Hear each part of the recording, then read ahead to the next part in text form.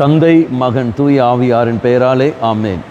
இயேசு கிறிஸ்துவின் அன்புமிக்க சகோதர சகோதரிகளின் அனைவருக்கும் கிறிஸ்து இயேசுவின் அன்புகளை வணக்கத்தை தெரிவித்துக் கொள்கின்றேன். இன்று நற்செய்தி பாகமானது யோவான் நற்செய்தி 11ஆம் அதிகாரம் 17 முதல் 27 வரையில் திருவாக்கியங்கள். குறிப்பாக 17வது வாக்கியம். இயேசு அங்கு வந்தபோது லாசரை கல்லறையில் வைத்து ஏற்கனவே 4 நாள் ஆகியிருந்தது. அப்போ மரித்தவன் அங்கு இருக்கின்றான், கல்லறைக்குள்ளே இருக்கின்றான், 4 நாளாக இருக்கின்றது, துர்நாற்றம் வீசிக்கொண்டிருக்கிறது. அப்பேற்பட்ட லாசரை தான் தெய்வம் உயிர்ப்பை கடந்து செல்கின்றார். அப்படி என்றால் என்ன காரணங்கள்? மார்த்தாள் மரியாளுடைய மன்றாட்டு.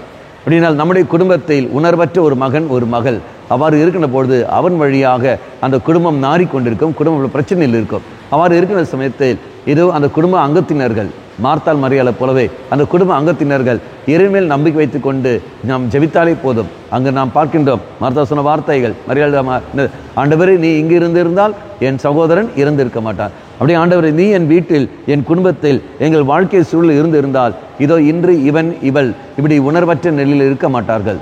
அப்போ நாம் என்ன செய்ய வேண்டும்? தெய்வத்தை நம் குடும்பத்தில் கொண்டு வர வேண்டும். எவ்வாறு? இதோ நீங்கள் குடும்ப அங்கத்தினர்கள், அவன் வரவில்லை என்றால், அவள் வரவில்லை என்றால் நீங்கள் ஜெபமாலை ஜெபியுங்கள், குடும்பமாக அமர்ந்து ஜெபியுங்கள். அவன் அவள் ஆலயத்துக்கு வரவில்லை என்றால் நீங்கள் ஆலயத்தில் வாருங்கள், அங்கே ஞாயிற்றுக்கிழமை திருப்பலில் பங்கெடுங்கள். அவன் அவள் வரவில்லை என்றால் நீங்கள் தியானத்தில் பங்கெடுங்கள், நீங்கள் வழிபாட்டில் பங்கெடுங்கள். பங்கெடுத்து கொண்டு அவனுக்காக அவளுக்காக நீங்கள் மன்றாடுங்கள். அவ்வாறு மற்றவர்களுக்காக நீ ஜெபிக்கின்ற பொழுது நிச்சயமாக தெய்வம் அதை ஏற்றுக்கொள்வார். இப்போது எவ்வாறு நீங்கள் செய்து கொண்டிருக்கீங்களோ அதே மாதிரி தொடர்ந்து மற்றவர்கள் ஜெபியுங்கள், உன் குடும்ப அங்கத்துக்காக ஜெபியுங்கள். நிச்சயமாக தெய்வம் அதுக்கான கிருபை தந்தே தீருவார்.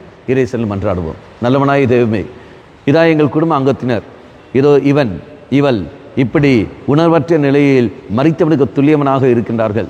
நீ தாமே அவர்களை உணர்வுள்ள நிலைக்கு கொண்டு வந்து சேர்த்துள்ளோம். அம்மா மாதாவே, தெய்வ மாதாவே, எங்கள் மாதாவே, என் அன்னையே, விசேஷமாக எங்களுக்காக பரிந்து பேசும். ஆமேன். தந்தை, மகன், தூய ஆவியாரின் பெயராலே ஆமேன்.